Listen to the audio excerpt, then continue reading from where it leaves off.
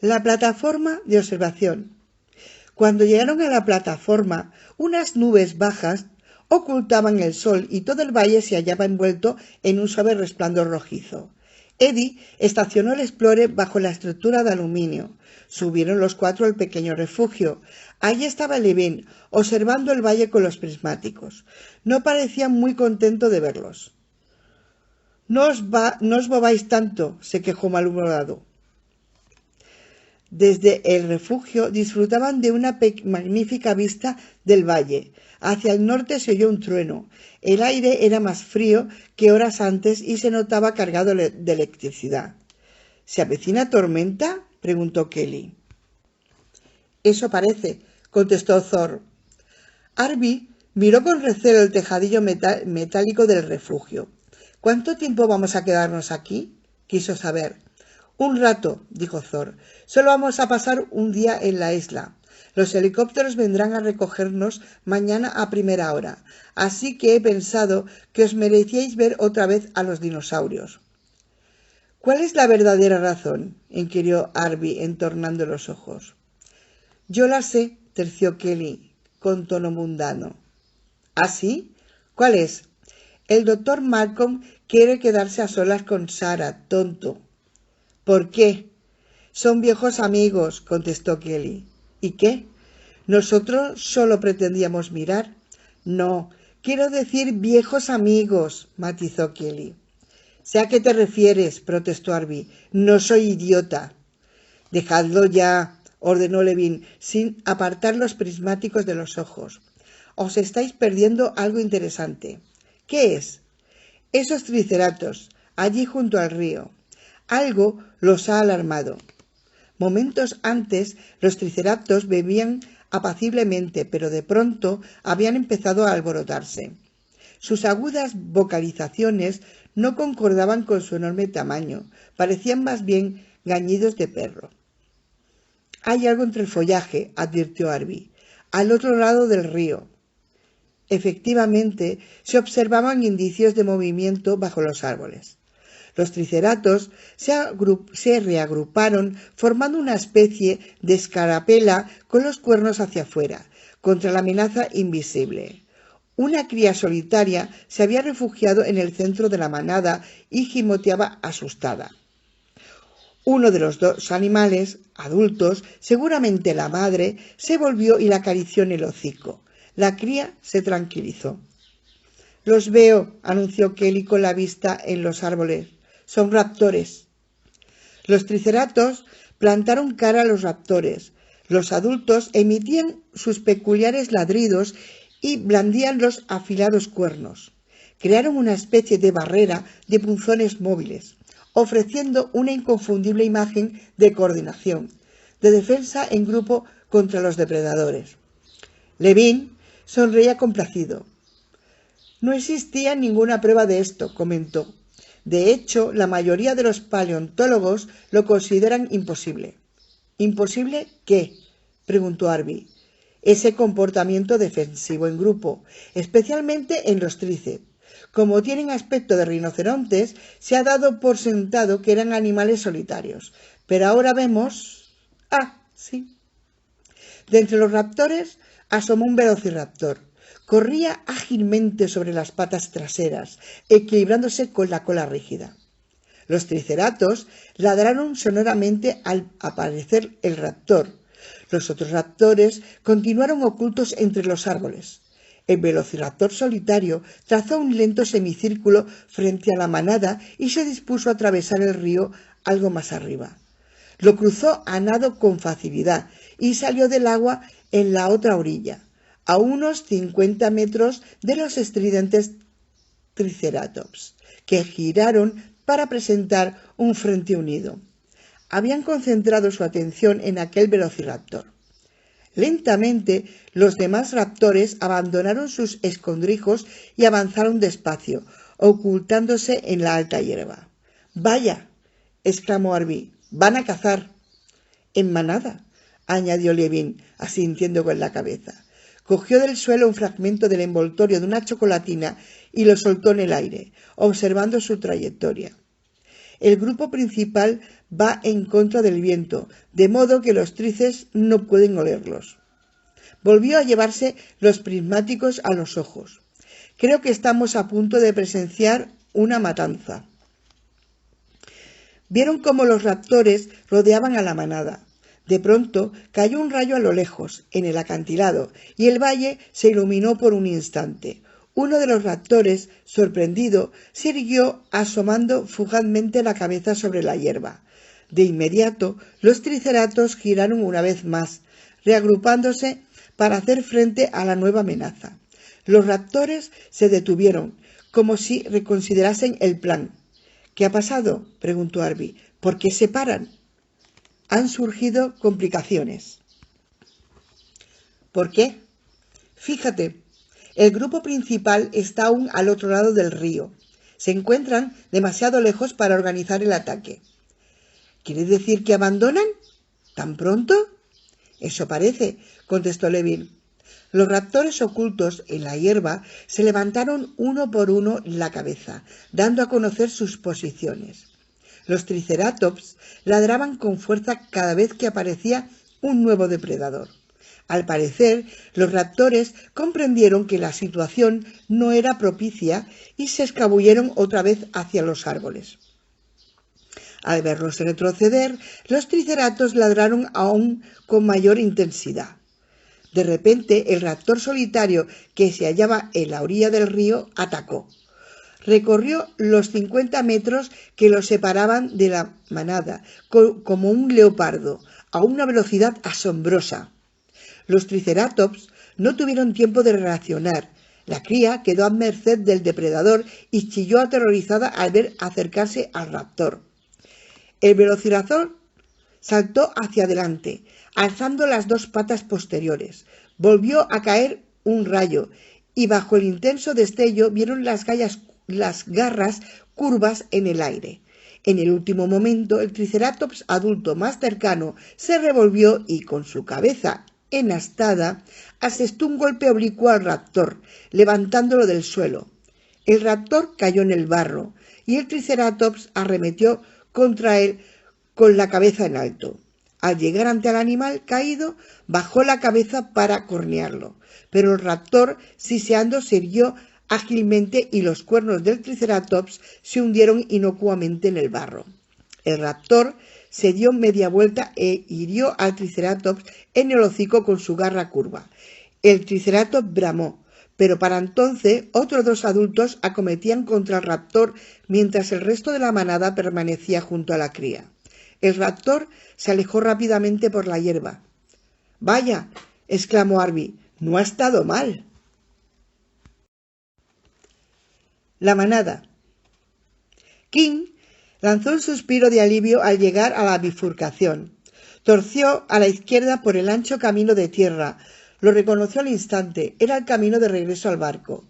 A su izquierda tenía una vista panorámica de la sección oriental del valle. Afortunadamente, el barco seguía allí. King dio un grito de alegría y pisó el acelerador. Los pescadores estaban en la cubierta mirando al cielo.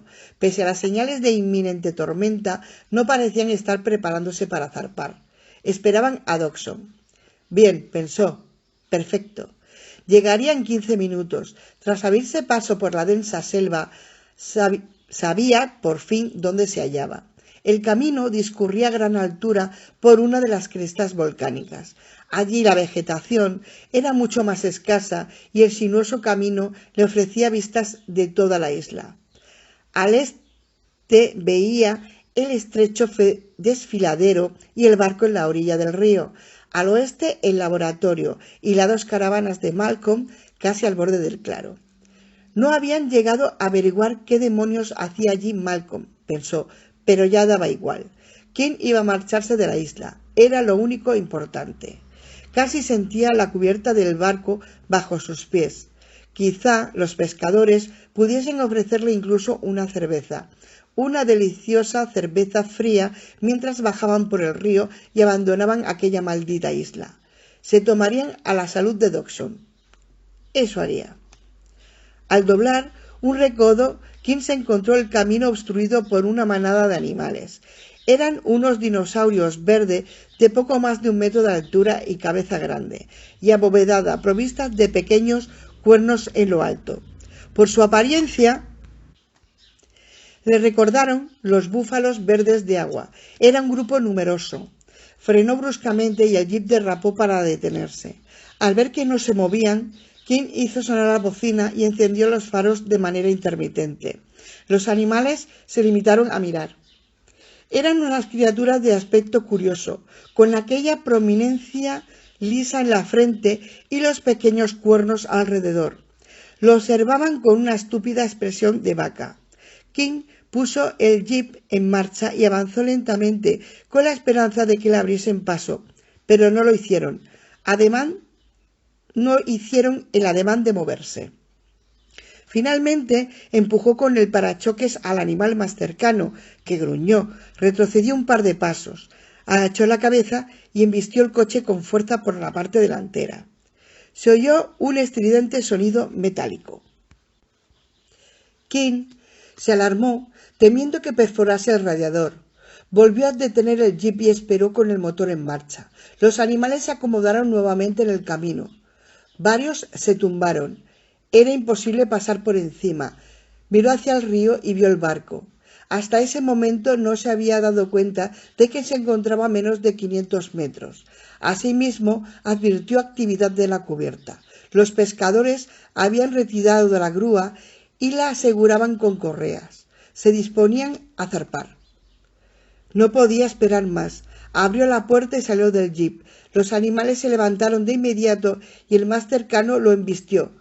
Golpeó la puerta y dejó una profunda abolladura en el metal. King corrió hacia el borde del camino y se encontró con un precipicio casi vertical de más de 30 metros de altura. No conseguiría bajar, al menos por allí. Más adelante, la pendiente no era tan escarpada, pero en ese momento lo acosaron más animales. No tenía alternativa. Rodeó el jeep por detrás y otro dinosaurio arremetió contra las luces posteriores, haciendo añicos el plástico. Un tercer animal se abalanzó directamente contra la parte trasera del vehículo. King saltó sobre la rueda de repuesto en ese momento en el que el animal golpeaba el parachoques.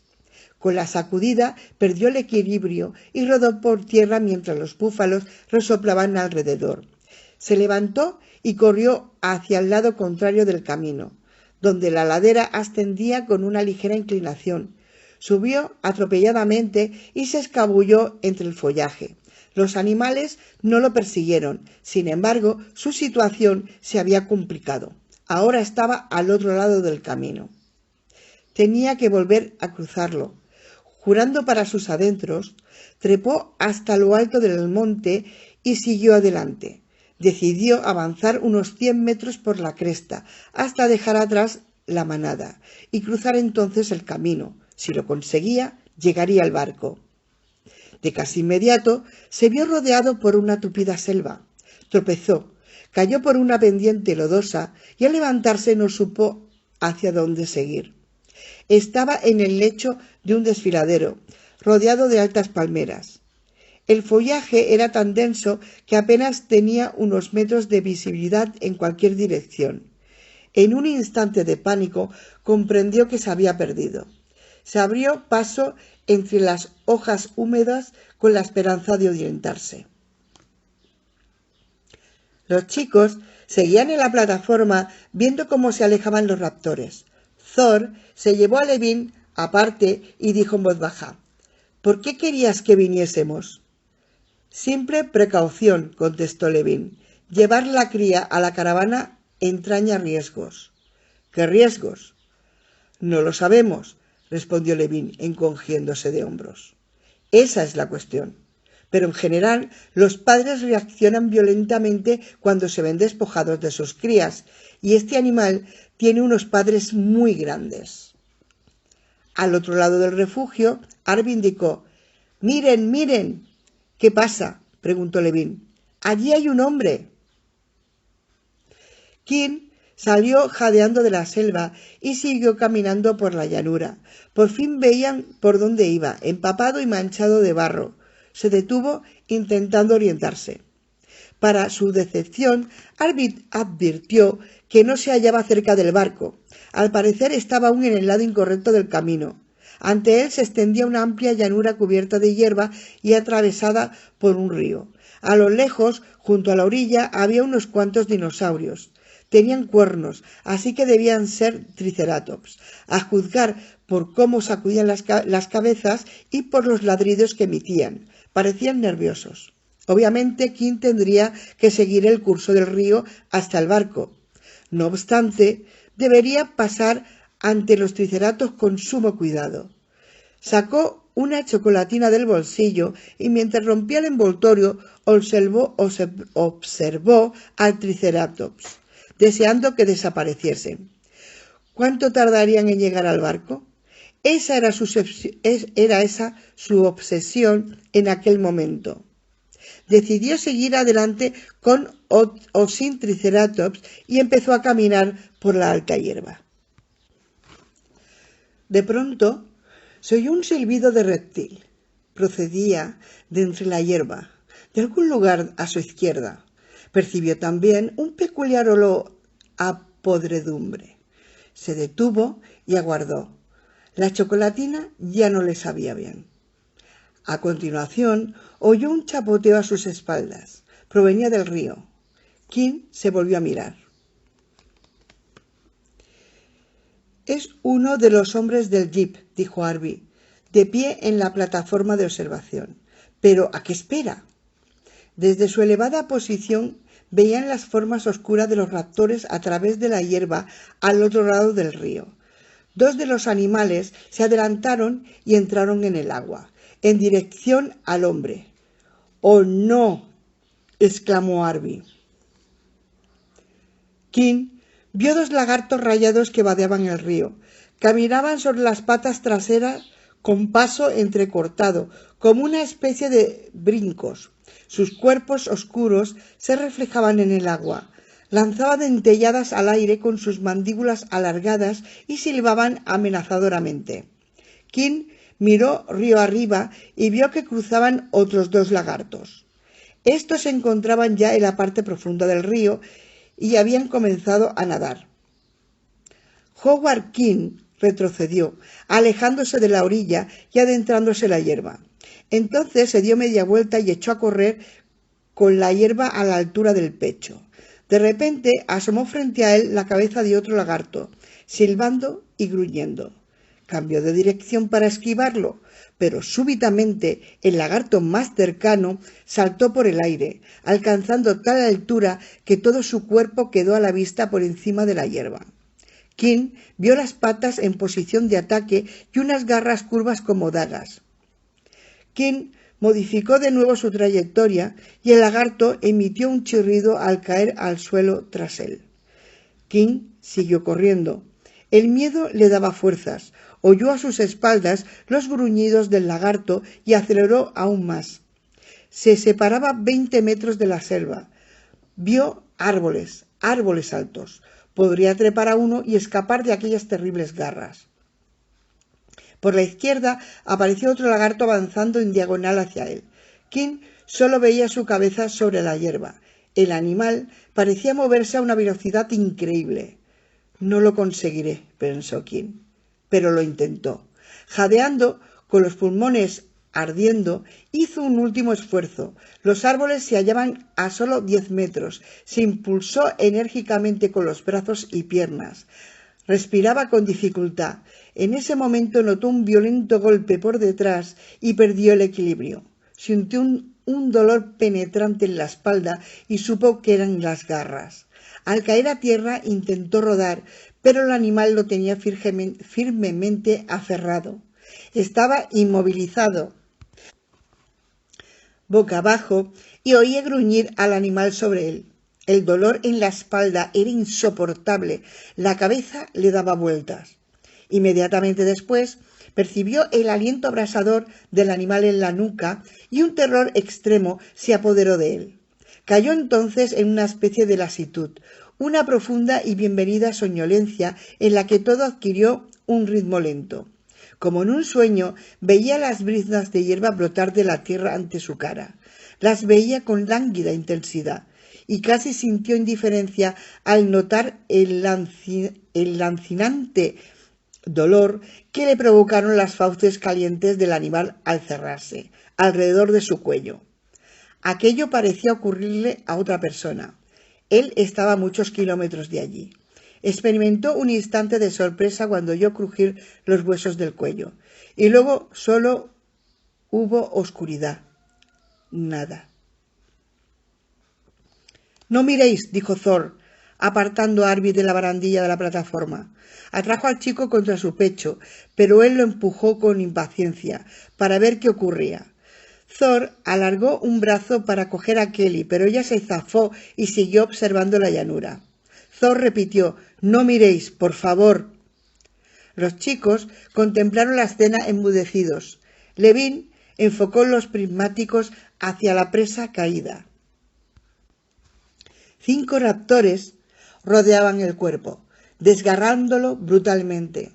Uno de los animales arrancó la cabeza de un tirón, rasgando un trozo de camisa ensangrentada. Otro sacudió entre sus fauces la cabeza seccionada de la víctima y por fin la dejó caer al suelo. A lo lejos destelló un rayo, seguido de un trueno.